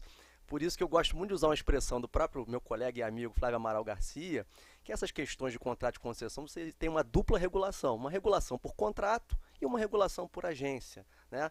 Tendo em vista que os próprios contratos são marcados por uma certa incompletude e que precisam ser complementados, inclusive suas dúvidas, suas incompletudes e suas contradições serem dirimidas pela agência. Então, eu só queria fazer esse depoimento, esse comentário, que, enfim, que a gente, assim, eu me orgulho muito de ter participado desse processo, né, que foi um processo absolutamente inovador, né, e torcemos aí que ele siga em frente com a universalização do saneamento básico. Obrigado.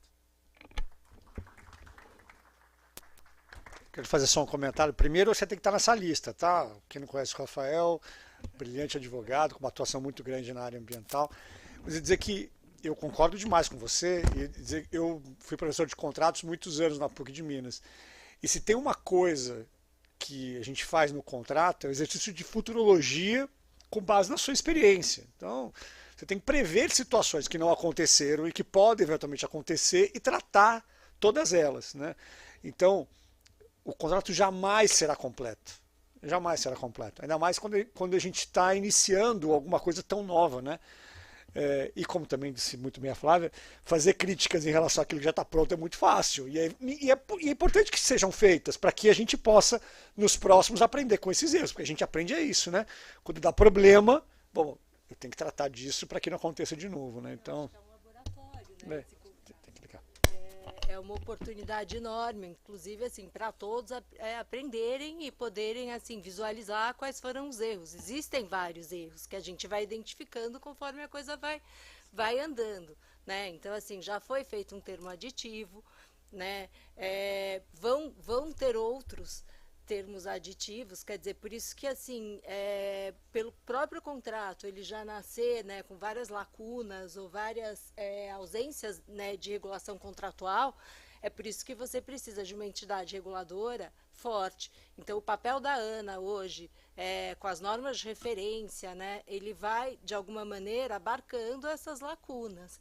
Então, assim, por exemplo, hoje nós estamos fazendo uma avaliação de ativos na SEDAI.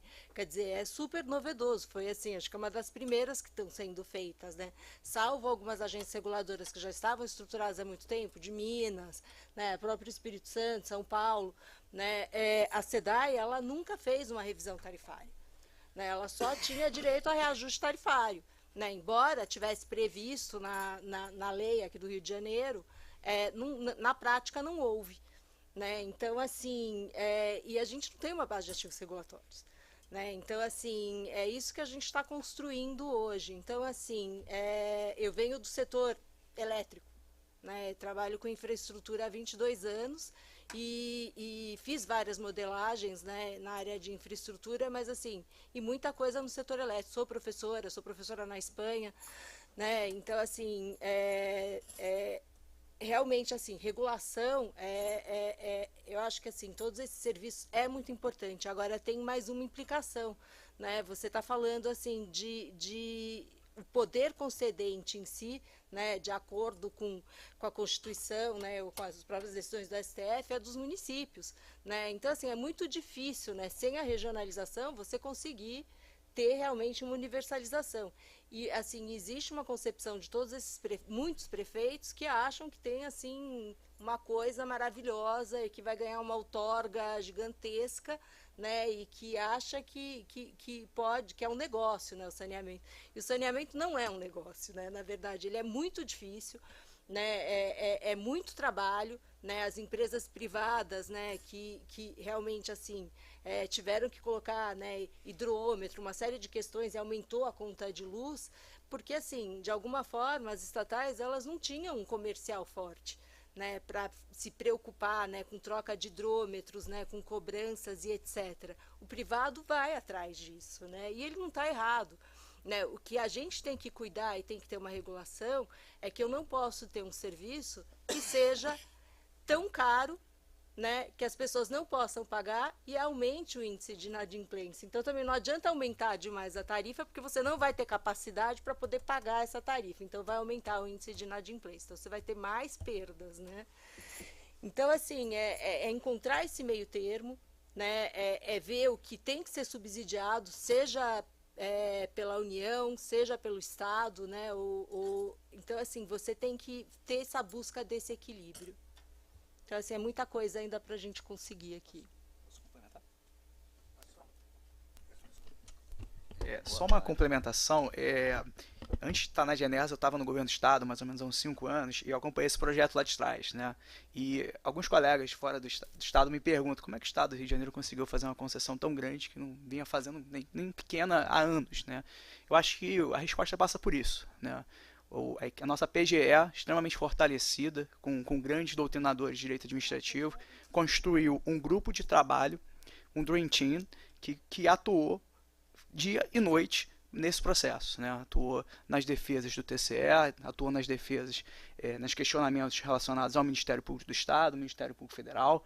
Então, assim, se esse projeto hoje existe, é muito por conta da gente ter essa Procuradoria do Estado fortalecida, né? Então, eu queria também aproveitar e recomendar aqui uma edição especial da revista da PGE, que compila os pareceres, né, que foram protelados à época da concessão, né? Uma edição, na verdade, é até recente, mas os pareceres são contemporâneos à concessão, né? Prévios ao envio ao Tribunal de Contas. Então é isso, acho que consignar o papel da PGE que entrou para a história com esse processo. Só fazer uma complementação que me parece pertinente. Isso não foi nem ideia da PGE, foi do Ministério Público, mas a gente conseguiu. Eu não acompanhei depois assim, a gente fez a licitação, depois eu não acompanhei mais. Mas eu não sei como é que ficou a questão também da limpeza das Lagoas da Barra, que também é de Jacarepaguá, que também entrou no contrato de concessão. Não sei se saiu depois e tudo. Foi uma demanda do Ministério Público que a gente, na época, negociou e tudo, e acabou sendo contemplada essa limpeza das Lagoas da Barra de Jacarepaguá. Está sendo executado, sim. Interessante. Obrigado. Hoje tem peixinho, né, na praia do Flamengo.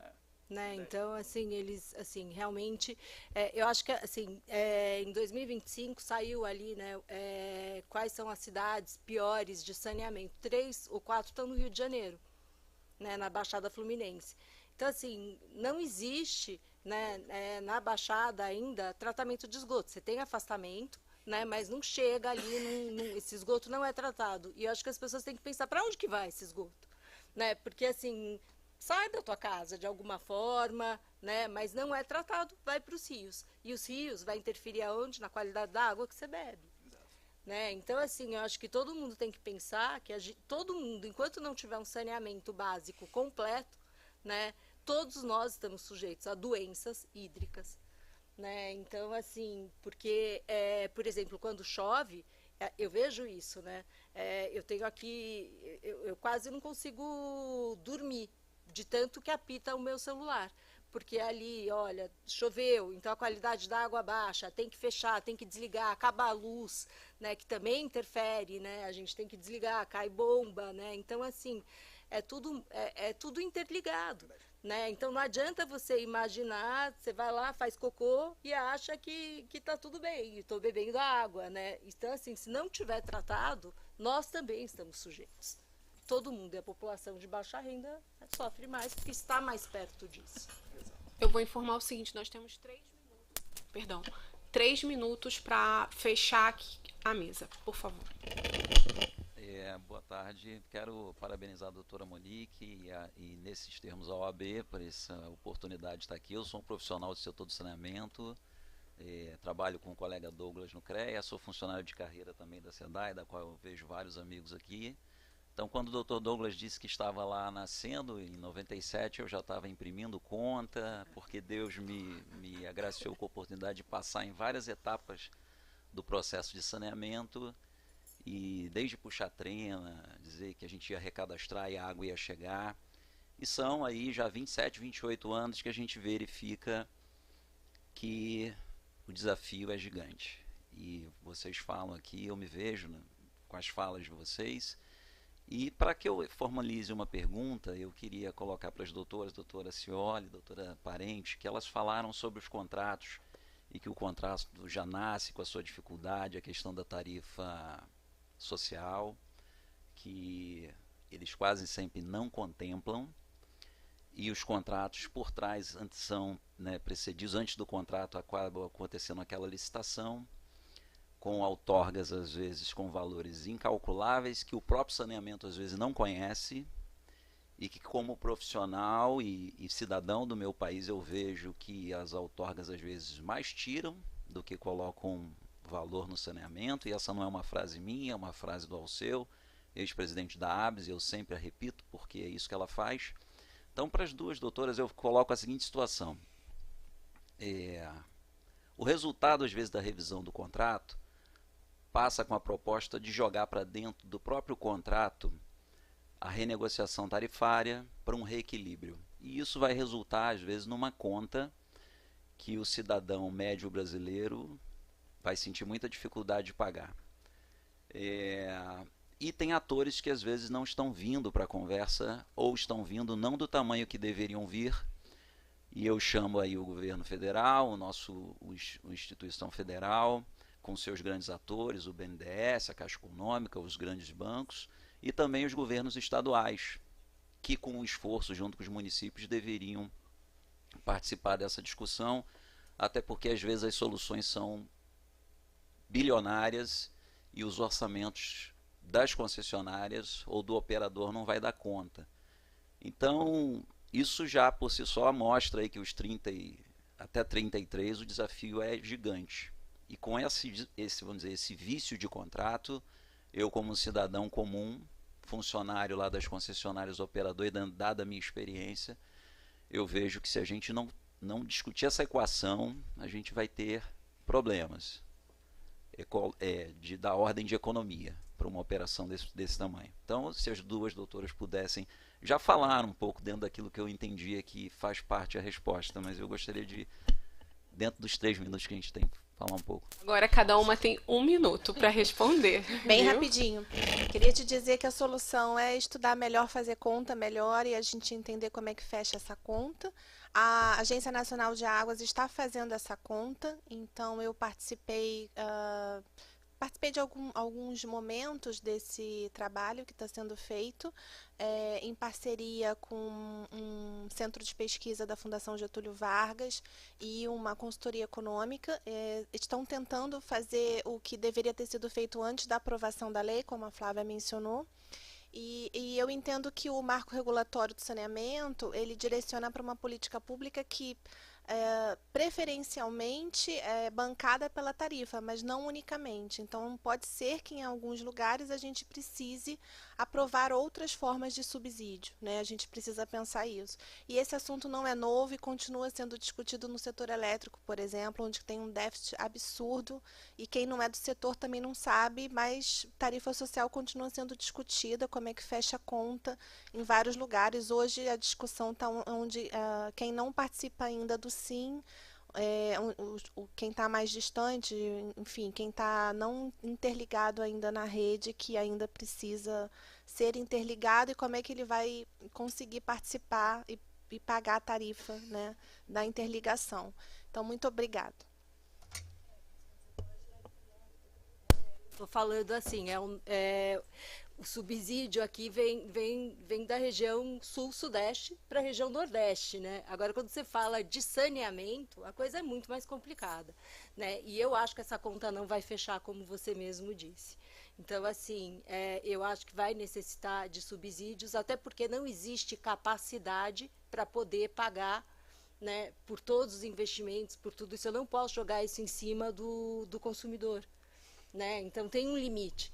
E assim, não adianta subir demais a tarifa, porque vai reverter contra os próprios prestadores de serviço, porque as pessoas não vão pagar, então vai ter inadimplência, né? Então, assim, tem que ter um equilíbrio e tudo o reequilíbrio ele não só pode ser feito através do aumento da tarifa, né? Existem outras formas, né? Prolongar os contratos, diminuir o investimento aqui, adequa ali, né? Não pode cair tudo em cima do consumidor. Essa é a minha opinião. Monique. Doutora Monique? Com licença, rapidinho, não é nenhuma pergunta, na verdade é uma provocação rápida, tá? Claro. Boa tarde a todos, sou Laís Érida, sou do Ceará, então parabéns, doutor Marcelo, pela abordagem, eu me senti nas suas palavras, falou realmente como é, né, no Estado. Só compartilhar uma coisa, eu não sei se a maioria das pessoas tem uma visão do saneamento como fim, né, algo que é o final de algum processo. Eu atuo muito forte no setor de energia, e a pauta de reuso, inclusive para a produção de hidrogênio verde, tem sido muito falada. Então, eu acho que como profissionais da área de saneamento, a gente precisa olhar também por outra perspectiva, de não ser um fim, mas também um meio para um outro caminho, né? E lá no Ceará, a gente licenciou a planta de dessal. Então, eu vejo que o futuro do saneamento realmente é olhar para a economia do mar também, né, pegando a água principalmente nas cidades litorâneas, porque a capacidade onshore, principalmente no Nordeste, estar bem comprometida para os próximos anos. Então, era só essas considerações. Obrigada. Todo mundo falou muito do Ceará. Eu realmente eu não conheço. Eu farei uma viagem ao Ceará, com certeza. Eu escrevi sobre Brasília, né? Então, pela minha pequena passagem por Brasília, eu e Leandro resolvemos escrever sobre Brasília. Mas, enfim, eu vou dar por encerrada a mesa, mas a gente vai tirar uma foto. Nós temos ainda alguns minutos, e por isso é a correria, mas cumprimos o tempo. Como ex-militar, a gente conseguiu cumprir o tempo. Então, eu dou por encerrada a mesa. Agradeço a todos vocês que estiveram aqui, os nossos coordenadores, doutor Alexandre, Sion, doutor Marcelo, que estão aqui, são os coordenadores do livro, né? Eu sou a autora e faço votos que tenha o tomo 3, mas 164 pessoas, com certeza.